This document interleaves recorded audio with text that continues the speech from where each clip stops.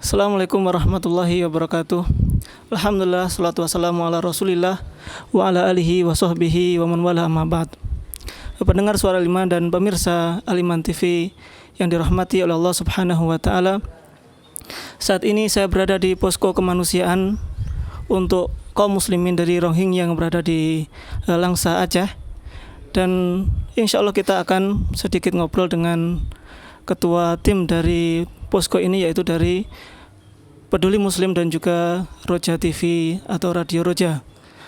Mungkin mari kita mulai dari apa yang akan disampaikan oleh Al-Ustadz Abu Sa'ad Hafidhahullah Ta'ala dengan memperkenalkan diri apakah yang dimaksud dengan Peduli Muslim ini. Bismillahirrahmanirrahim. Alhamdulillah rabbil alamin wassalatu wassalamu ala sayyidil anbiya wal mursalin Muhammadin sallallahu alaihi wasallam wa ala alihi wa ashabihi wa man tabi'ahu bi ihsanin ila yaumiddin. Para pendengar Radio Al-Iman dan juga pemirsa TV Al-Iman rahimani wa rahimakumullah jami'an. Perkenalkan, nama saya Muhammad Nur Huda atau mungkin yang biasa dikenal dengan Abu Sa'ad. Saya di sini mewakili teman-teman dari tim kemanusiaan Peduli Muslim dan tim kemanusiaan Radio dan TV Roja. Kita sudah berada di sini, yaitu tepatnya di Kota Langsa, atau Kota Madia Langsa, sudah sekitar hampir 3 pekan. Alhamdulillah. Dan tujuan datangnya kita ke sini adalah dalam rangka misi kemanusiaan untuk saudara-saudara kita kaum muslimin Rohingya yang mereka datang ada sekitar 3 kali kedatangan mereka dalam waktu akhir-akhir ini. Yang pertama sekitar 1 bulan yang lalu mereka datang ke kota atau lebih tepatnya di Aceh Utara, di Lok Sukun nama tempat tersebut atau pelabuhan Lok Sukun. Mereka jumlahnya sekitar 500 lebih. Terdiri dari 2 etnis. Yang pertama adalah warga negara Bangladesh dan yang kedua adalah warga negara Myanmar.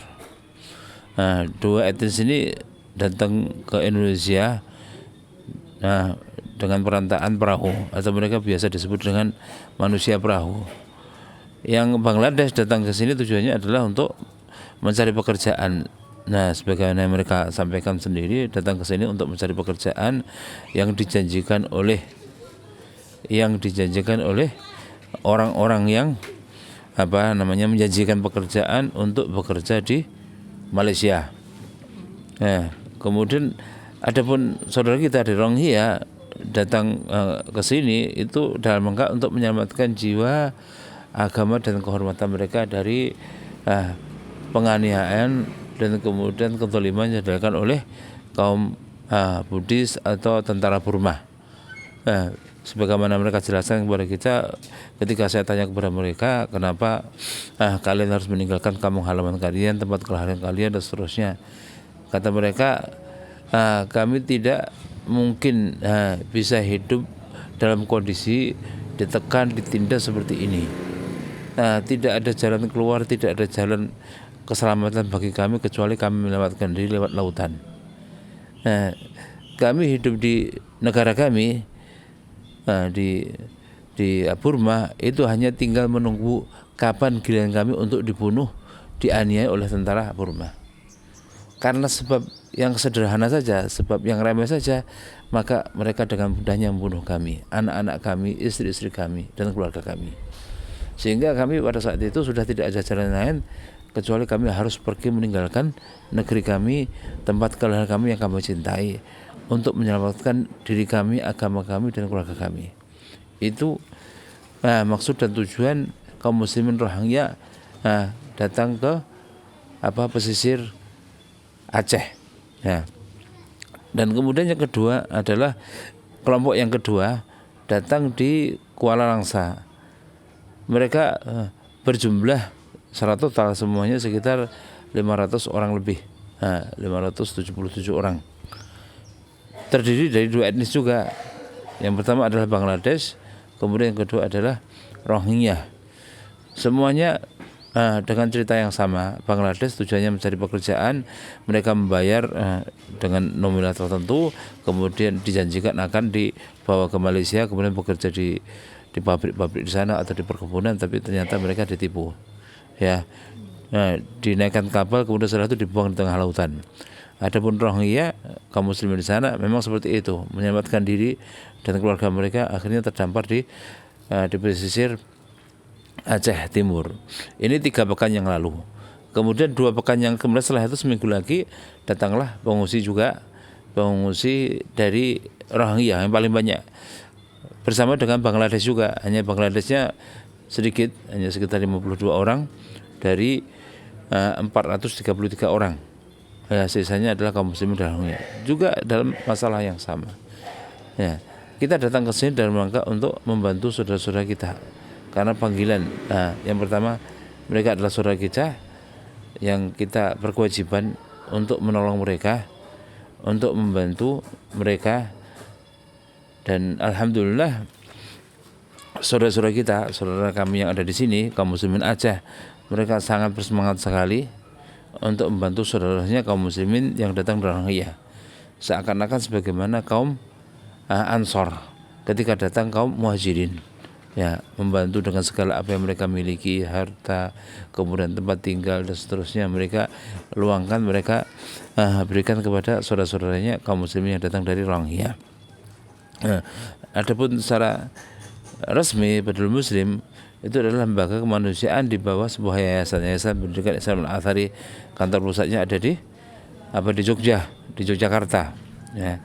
Adapun kegiatan yang selama ini kita lakukan adalah apa? Jadi memang Badrul Muslim adalah lembaga yang bergerak dalam bidang kemanusiaan. Seperti kemarin pada waktu di Banjarnegara kita terjun di sana, kemudian pada waktu kejadian gunung meletus di Kediri dan Blitar, Gunung Kelut, kita pun juga aktif di sana, dan juga misi-misi kemanusiaan yang ada di berbagai daerah. Seperti contohnya di Timor Leste sampai ke luar negeri, sampai ke Gaza, sampai ke ke Suriah, kita kirimkan bantuan ke sana. Ya, adapun dalam negeri juga ada santunan untuk anak-anak yatim, para janda, kemudian pengobatan dan yang lain-lainnya. Nah, alhamdulillah kita sudah berjalan Badrul Muslim ini sekitar ini masuk tahun kedua. Ya, tahun kedua, dan alhamdulillah dengan taufik dari Allah SWT dan juga bantuan dari kaum muslimin, program-program yang kita canangkan bisa kita laksanakan dengan baik.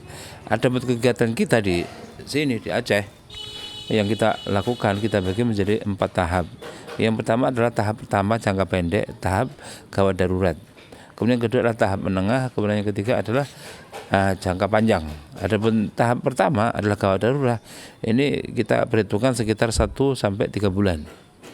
Nah, kebutuhan makanan, minuman, baju, pakaian, kemudian obat-obatan itu yang mereka butuhkan, dan alhamdulillah ini semuanya tercukupi. Ya, baik dari pemerintah sendiri, dari masyarakat ataupun dari donatur yang kami kumpulkan. Ya, dan juga salah satunya adalah dari para pendengar Radio Iman yang kemarin telah diserahkan oleh Ustadz kita yaitu Ustadz Marjono sejumlah 130 juta rupiah. Ini program pertama kita atau yang disebut dengan jangka pendek, yaitu untuk masalah makanan, minuman, pakaian, dan kemudian obat-obatan. Ini sampai 3 bulan. Ya, kenapa kita? Alasan kita kenapa sampai membagi ada tahap pertama jangka pendek, tahap kedua jangka menengah, tahap ketiga jangka panjang? Karena terus terang pengalaman kita selama ini bahwa bantuan dari kaum muslimin itu datang secara booming, ya begitu, banyak sekali datang. Itu biasanya di awal-awal bulan. Ketika masuk ke bulan kedua mulai sepi. Ketika masuk ke bulan ketiga hampir sudah tidak ada. Bulan keempat masalahnya sudah terlupakan. Orang sudah tidak ingat lagi. Ini seperti ini yang kita saksikan dan kita dapatkan dalam berbagai misi kemanusiaan. Seperti kemarin di Banjarnegara pertama saja. Nah, 1 bulan pertama Masya Allah datang bantuan berbondong-bondong, kaum muslimin datang ke lokasi bencana. Tapi begitu masuk bulan kedua, ketiga sudah tidak ada lagi orang datang memberikan bantuan. Tapi alhamdulillah sampai sekarang misi kemanusiaan Badrul Muslim sampai sekarang masih ada di Banjarnegara. Nah, hanya programnya berbeda. Kita rubah menjadi program dakwah. Kita kirimkan dai di sana, tinggal ini sudah 3 bulan lebih mereka di sana bersama dengan para pengungsi dan masyarakat di sana untuk mengadakan program dakwah di sana, anak-anak, ibu-ibu, pengajian dan seterusnya. Nah, demikian juga kita harapkan di sini nafas kita harus panjang. Tidak hanya jangka pendek kita semangat, antusias membantu kaum muslim, begitu masuk bulan kedua, bulan ketiga sudah kita tidak ingin lagi masalah mereka dan penderitaan yang mereka alami. Kita tidak ingin seperti itu. Ya, nafas kita harus panjang.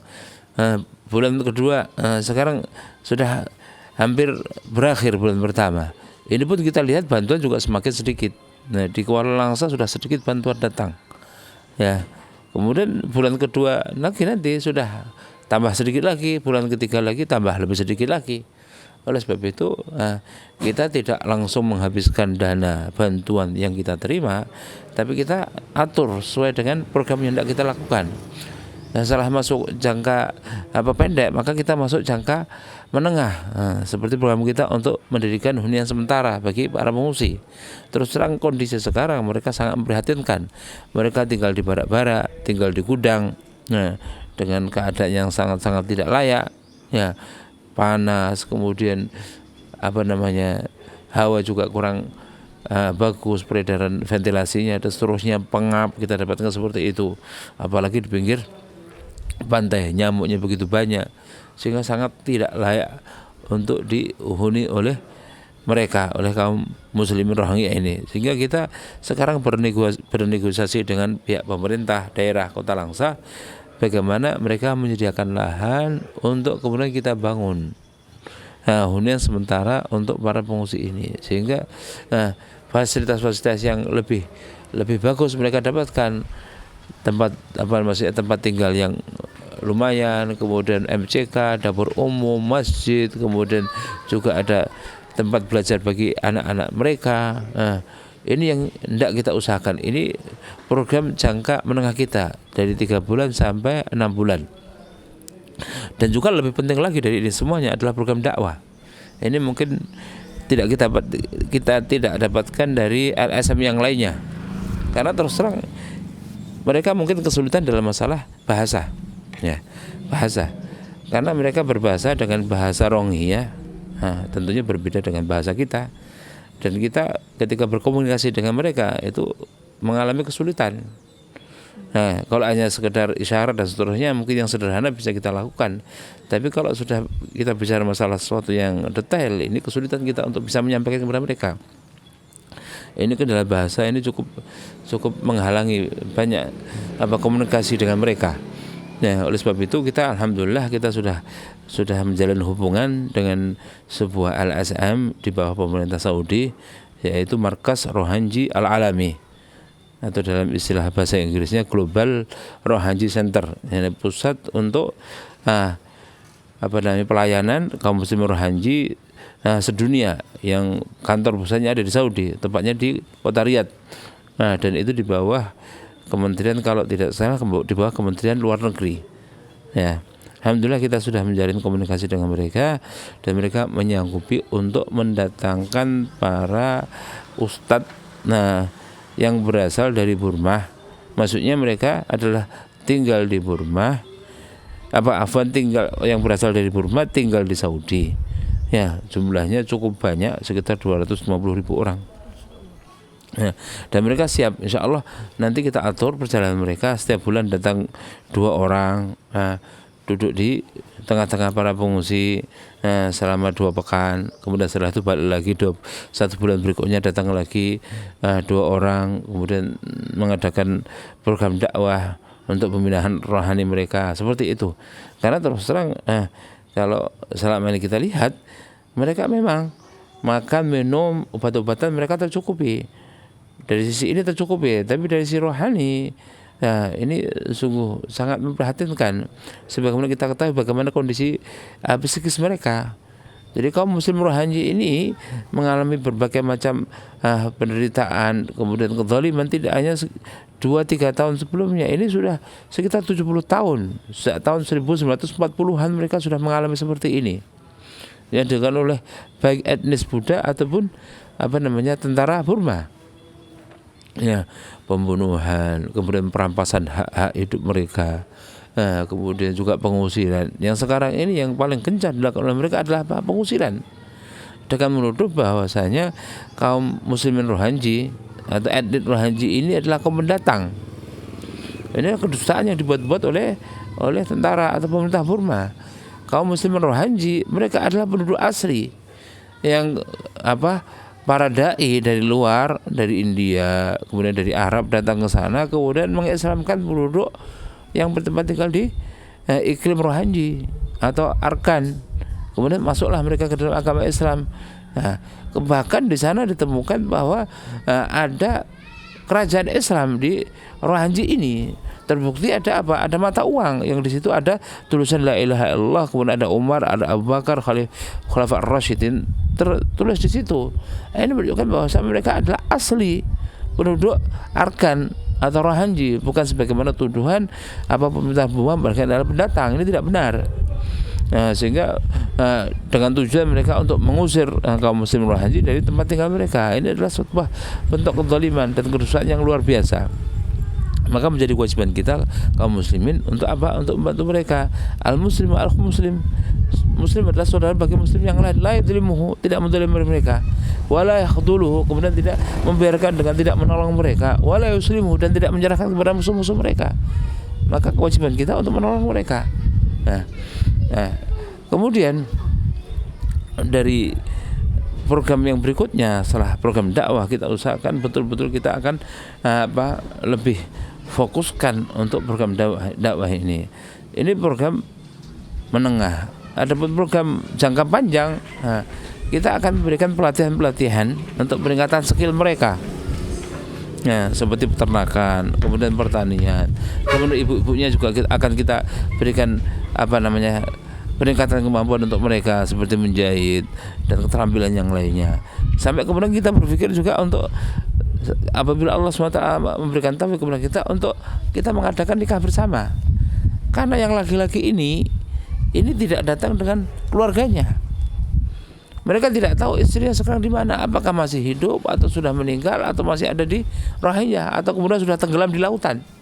Sebagaimana yang wanita, mereka tidak tahu suami-suami mereka itu di mana. Mereka diusir begitu saja keluar dari kampung halamannya. Bersama-sama dalam keadaan takut di bawah todongan senjata, malam, golak gulita dan seterusnya. Mereka langsung daripada kemudian dibunuh dengan todongan dan ancaman senjata. Tapi akhirnya mereka masuk ke perahu, begitu saja masuk ke perahu, terkantong-kantong selama 3 bulan kurang atau lebih di tengah lautan dalam keadaan hidup dan mati. Mereka tidak tahu mana suaminya dan mana istrinya dan mana keluarga mereka, anak mereka dan seterusnya. Sehingga ada kemudian kalau kemudian kita nanti bisa sampai pada suatu saat Allah SWT mudahkan urusan ini, kita bisa menikahkan. Kemudian kalau ada yang laki-laki, kita nikahkan dengan wanita yang sudah jelas statusnya. Banyak juga wanita muda di antara mereka.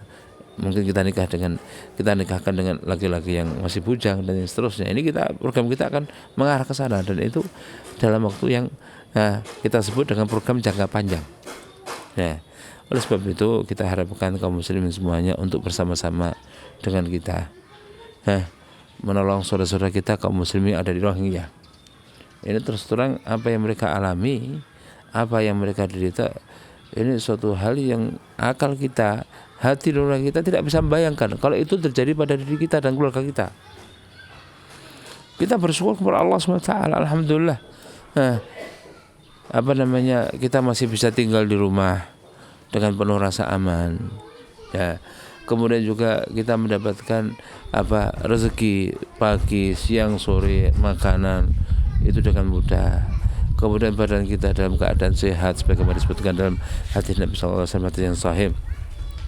Man asbaha fi sirbihi aminan wa mu'afan fi jazadihi wa inda qutu yaumihi fa ka'annama hadza dunya bi adhafiriha. Barang siapa sampai pagi dalam keadaan aman di rumahnya, kemudian badannya juga sehat, dan dia hari itu memiliki makanan pada saat itu, maka seakan-akan dia mendapatkan dunia dikumpulkan baginya seluruh isinya. Ini semuanya mereka tidak dapatkan. tidak ada rasa aman pada diri mereka. Mereka selalu merasa takut, sampai-sampai kalau kita datang pada waktu malam hari, di antara mereka selalu mengalami mimpi buruk dengan apa yang mereka alami pada waktu di Rohingya, ya, mimpi buruk. Sehingga mereka walaupun makan minum mereka telah tersedia, tapi perasaan dan juga pikiran mereka yang selalu menghantui apa yang mereka lihat, apa yang mereka rasakan di sana, ini tetap saja ini sulit untuk dihilangkan dari diri mereka. Nah, ini yang betul-betul menjadi pelajaran bagi kita, untuk kita selalu menjaga rasa aman ini di antara kita. Jangan sampai ada orang-orang jahil, ada orang-orang yang tidak punya tanggung jawab kemudian merusak rasa aman yang ada di antara kita. Ini kita harapkan kaum muslimin bisa menjaganya. Kita telah melihat bagaimana kondisi saudara kita di Rohingya, bagaimana saudara kita yang ada di Suriah, bagaimana saudara kita yang ada di Palestina, bagaimana saudara kita yang ada di Irak dan di tempat-tempat yang lainnya. Ketika rasa aman sudah tercabut di antara mereka, di tengah-tengah mereka, maka rasa takut, rasa cemas dan seterusnya ini akan mengganggu aktivitas dalam kehidupan mereka. Ini tidak kita inginkan. Nah, ini jadi pelajaran bagi kita semuanya tentang pentingnya menjaga rasa aman, rasa tentram di antara kita. Nah, ini mungkin yang bisa kita sampaikan secara ringkas kolomit tentang apa yang kita lakukan di sini, dan juga tentang kondisi saudara-saudara kita yang ada di Aceh ini, yaitu para kaum muslimin Rohingya yang mereka datang sebagai kelompok muhajirin yang kita harus menunaikan kewajiban kita sebagai kaum ansor bagi mereka. Allahu a'lam bishawab. Jazakumullahu khairan kepada Al-Ustaz Abu Sa'ad hafidhahullah ta'ala atas penjelasannya, yaitu bagaimana menggambarkan penderitaan saudara-saudara kita dari kaum muslimin, yaitu dari Rohingya, yang mana kita semuanya tentu berharap agar Allah subhanahu wa ta'ala memberikan pertolongan dan perlindungan kepada mereka semuanya. Mungkin terakhir kita meminta nasihat kepada beliau, khususnya kepada kaum muslimin dan juga kepada muhsinin ataupun donatur, apa yang bisa kita lakukan untuk meringankan beban-beban mereka. Tafadhol Ustaz. Sebagaimana disebutkan dalam hadis yang sahih, hadis diriwayatkan oleh Imam Bukhari dan yang lain-lainnya, Nabi SAW telah bersabda, "Matal mu'minin bita'atufihim wa tawaddihim wa tarahumihim kama sal jasadil wahid. Idza istaqta minhu 'udwan tada'a lahu sa'il jasad bil humma was sahar." Perumpamaan orang yang beriman dalam kasih sayang di antara mereka, bahu-membahu di antara mereka sebagaimana satu tubuh. Apabila salah satu di antara anggota tubuh merasa sakit, maka seluruh tubuh pun merasa tidak bisa tidur dan merasa demam dalam tubuhnya. Ini juga kita harus rasakan. Nah, dalam diri kita sebagaimana apa yang dirasakan oleh saudara-saudara kita dari Rohingya. Kita adalah satu tubuh. Kita adalah ummatan wahidah. Kita adalah satu umat. Apabila salah satu di antara umat ini merasa sakit, menderita, mendapatkan cobaan dari Allah SWT, kita pun juga berkewajiban ikut merasakan penderitaan mereka, ikut merasakan cobaan mereka. Jangan sampai kemudian kita bergembira di atas penderitaan mereka. Jelas ini bukan sifat seorang mukmin. Sebagaimana disebutkan hadis yang lain, Nabi SAW bersabda, "Man nafasa al-mu'min qurbatan min qurabid dunya, nafasallahu anhu qurbatan min qurabi yaumil qiyamah." Barang siapa melepaskan satu kesulitan dari seorang mukmin dari kesulitan-kesulitan dunia, maka Allah SWT akan lepaskan darinya kesulitan nanti pada waktu yaumul qiyamah. Ini kewajiban kita. Nah, apa saja yang bisa kita lakukan untuk menolong saudara-saudara kita di sana, maka wajib bagi kita sesuai dengan posisi dan kedudukan kita masing-masing. Yang mempunyai harta maka menolong dengan hartanya. Yang punya posisi di pemerintahan mungkin bisa memberikan masukan kepada pemerintah untuk menekan pemerintah Myanmar atau Burma untuk memberikan hak-hak hidup bagi saudara kita di sana. Bagi kaum muslimin yang lain mendoakan keselamatan dan rasa aman kembali di tengah-tengah saudara kita kaum muslim Rohingya. Maka setiap muslim harus menunaikan kewajiban dia sesuai dengan kondisi dan kemampuan dia, dengan harta, dengan doa, dengan kedudukannya, atau kemudian dengan pengaruhnya. Ini semuanya kita harapkan bisa ditampakkan oleh kaum muslimin yang ada di mana saja berada.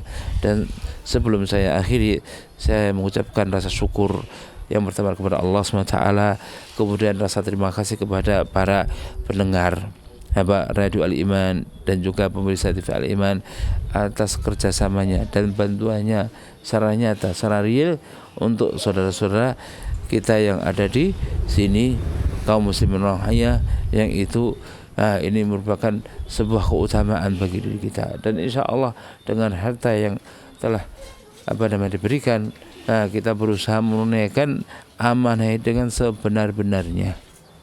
Ini karena amanah ini ada di tangan Allah, akan ditanya di hadapan Allah SWT. Kita berusaha untuk menunaikan amanah ini dengan sebenar-benarnya pada tempat yang tepat. Jazakumullah khair atas bantuan dan segalanya, dan insya Allah kita harapkan bantuan ini tidak terputus sampai di sini saja, tapi kita harapkan untuk hari yang akan datang juga akan terus berlangsung bantuan misal seperti ini. Allahu a'lam bishawab. Mungkin ini yang bisa saya sampaikan, dan saya cukupkan. Subhanakallahumma bihamdika asyhadu an la ilaha illa anta astaghfiruka wa atubu. Assalamualaikum warahmatullahi wabarakatuh. Waalaikumsalam warahmatullahi wabarakatuh. Demikian sedikit obrolan yaitu dengan Ketua Tim Peduli Muslim, yaitu Al-Ustadz Abu Sa'ad Hafidhahullah Ta'ala.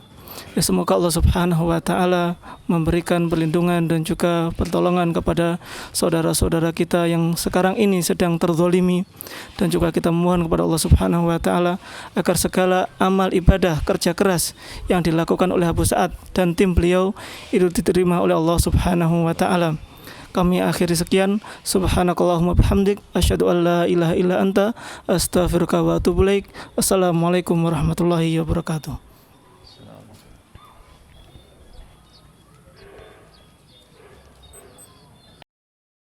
Suara Al-Iman, sarana penyubur keimanan.